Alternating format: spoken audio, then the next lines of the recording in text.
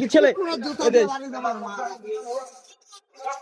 মামা, আমি সুধীর ভাইয়ের কোম্পানির থেকে আসছি।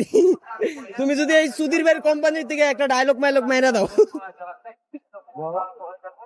তো এই সুধীর ভাইয়ের দর্শকেরা তোমার জানতে চায়। কাজটা করো। কি এর কাজ করার অবস্থা করে ইন্টারভিউ। মামা, তুমি এই ইন্টারভিউতে কিছু বলতে চাও?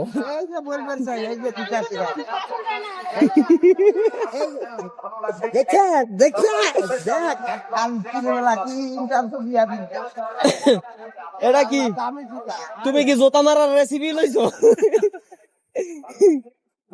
মামু, এই মামুর বেটা,